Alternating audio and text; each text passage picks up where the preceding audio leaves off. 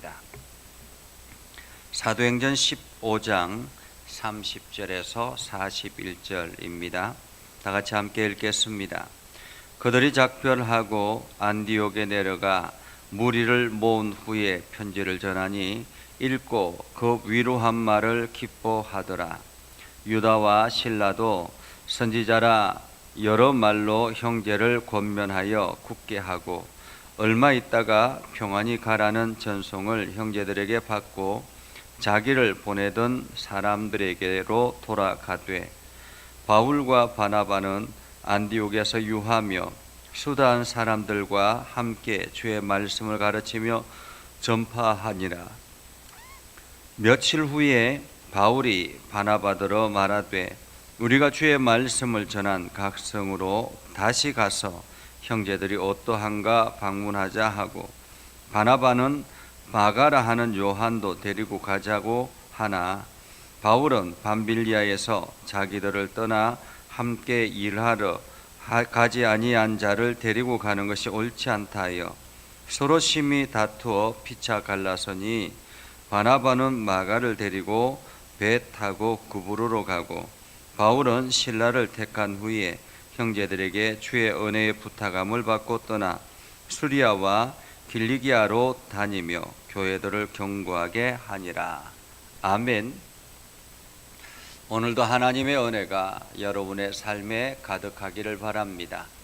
여러분들이 행하는 모든 일들이 하나님의 은혜로 가득 채워지기를 주님의 이름으로 축복합니다. 예루살렘 교회가 아주 중요한 결정을 하였죠. 이제는 유대주의의 교회가 아니라 온 세상을 향하여 나아가는 교회의 틀이 마련되어졌다, 이렇게 볼 수 있겠습니다.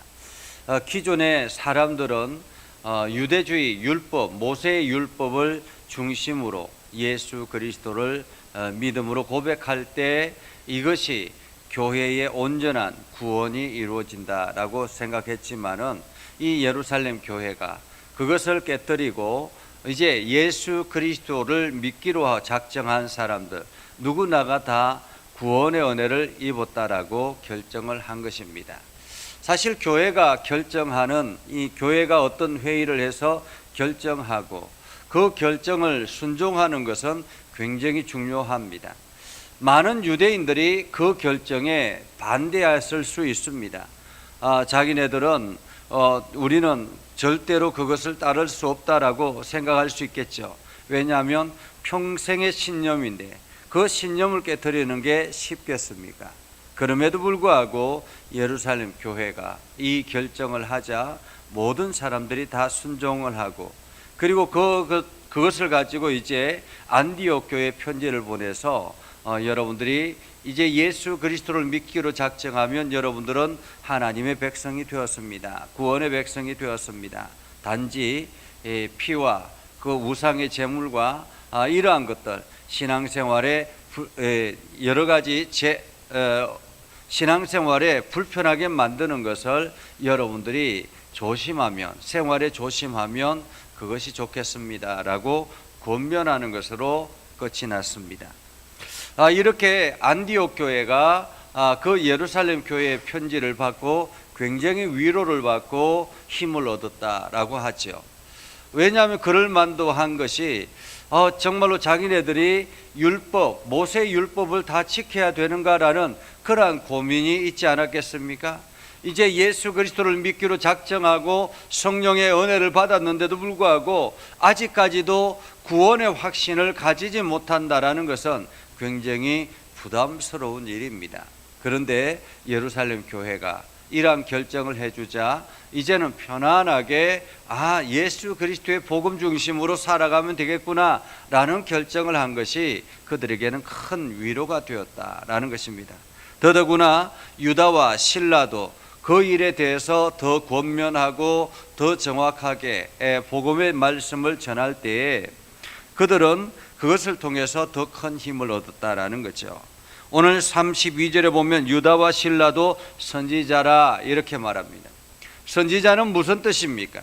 선지자는 하나님의 말씀을 대언하는 사람이 바로 선지자입니다. 오늘 여러분들도 선지자입니다. 여러분들이 나아가서 주의 복음을 전하고 하나님의 말씀을 선포하며 나갈 때 하나님께서 주시는 그 말씀을 세상 사람들에게 전할 때 여러분들도 선지자가 되는 것입니다. 선지자는 특별한 사람이 되는 것이 아니라 바로 부름받은 사람들이 주의 복음을 세상에 나아가서 전할 때 그것이 바로 선지자라고 말할 수가 있겠습니다. 자, 그렇게 유다와 실라도 선지자로서 여러 말로 형제를 권면하여 굳게 하고 얼마 있다가 평안히 가라라는 전송을 형제들에게 받고 예루살렘 교회로 돌아갔습니다. 자, 그리고 난 다음에 바울과 바나바도 안디옥 교회에서 아주 열심히 사역을 하기 시작했죠. 안디옥 교회에 들어와 있는 성도들을 열심히 말씀으로 가르치기 시작했고요. 그렇게 가르치기 시작하다가 이제 바울이 바나바에게 또다시 제안을 합니다. 우리가 이렇게 그냥 가만히 또 편안하게 있어서 되겠습니까? 혹시 우리가 전했던 그 교회들이 과연 제대로 사역을 감당하고 있는지 한번 돌아보는 것이 좋지 않겠습니까? 왜냐하면 바울은 바나바가 끌어준 사람입니다.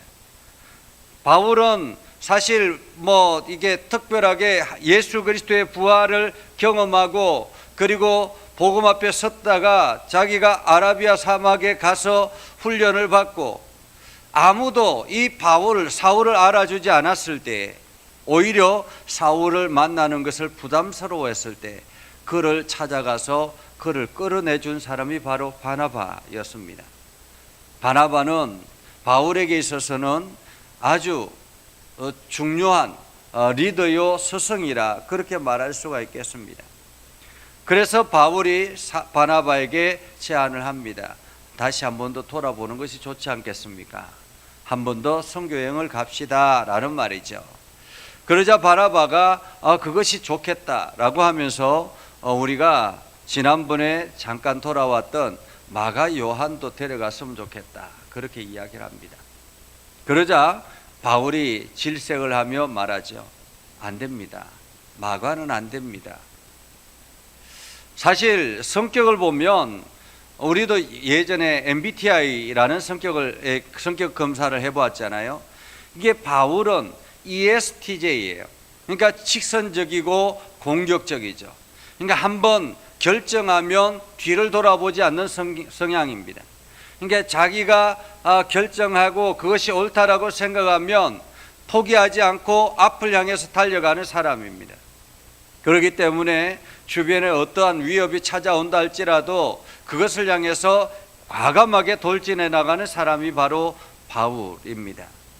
반면에 바나바는 상당히 인간적인 사람이라 그래서 MBTI로 보면 아마도 ENFP나 ENFJ가 아닐까라는 생각을 해봅니다.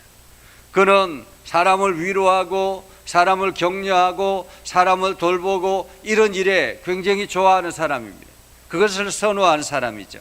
그래서 바나바를 향해서 위로의 사람이다라고 이야기하잖아요.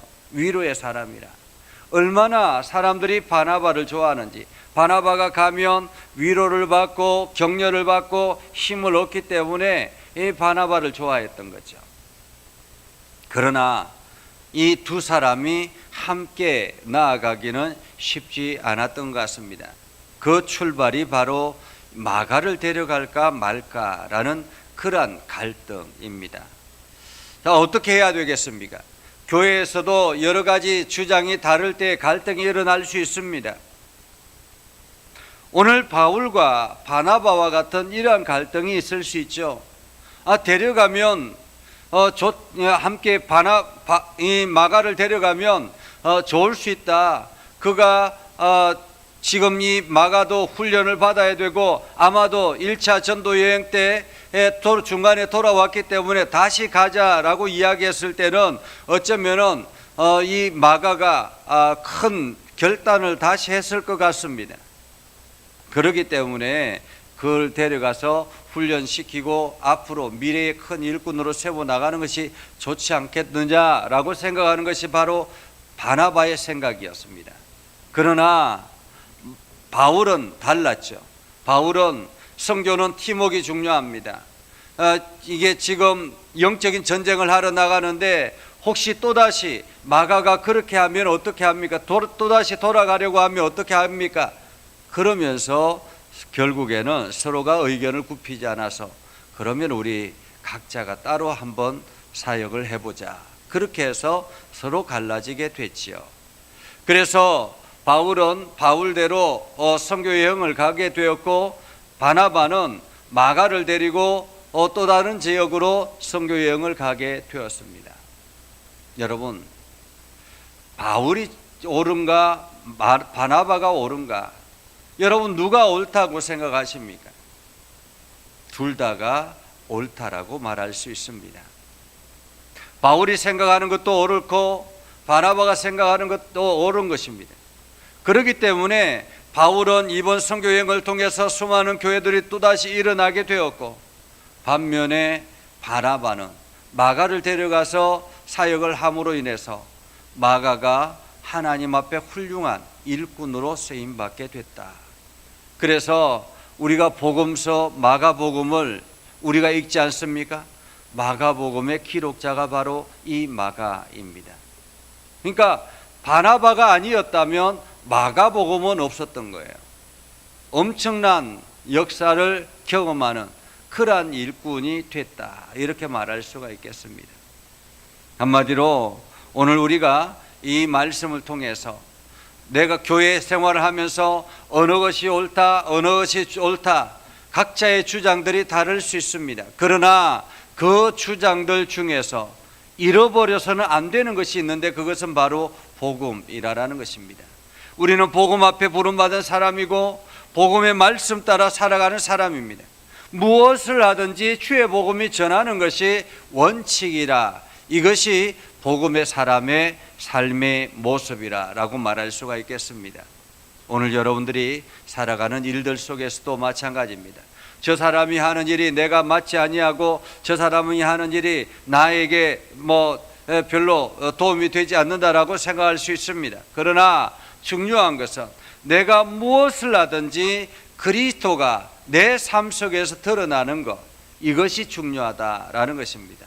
사람들에게 이롭게 보이는 것이 아니라 그리스도에게 이롭게 보이는 사람이 진정한 복음의 사람이다라는 것이죠. 오늘 이렇게 각자의 사역을 통해서 각자가 주어진 사역들을 잘 감당함으로 인해서 오히려 더욱 복음이 확장되어져 나가는 놀라운 은혜의 역사가 있었던 것처럼 오늘도 여러분들의 삶 가운데서 이러한 하나님의 역사, 그래서 여러분들이 복음의 사람이 되어서 선지자적인 삶을 살아가는 귀한 삶을 살아갈 수 있기를 주님의 이름으로 축복합니다. 기도하겠습니다. 거룩하신 아버지 하나님, 오늘도 우리 가운데 함께 하시고 하나님의 은혜를 부어주셔서 날마다 복음 앞에 서게 하시고 하나님의 선한 뜻을 이루게 하시고 주의 영광을 드러내게 하여 주시옵소서. 우리 가운데 역사하신 하나님을 찬양합니다. 오늘도 우리를 사용하여 주셔서 우리가 복음의 증인이 되게 하시고 우리가 담대하게 세상을 향하여 나아갈 때 수많은 영혼들이 주께로 돌아오는 역사가 있게 하여 주시옵소서. 예수님의 이름으로 기도드리옵나이다. 아멘.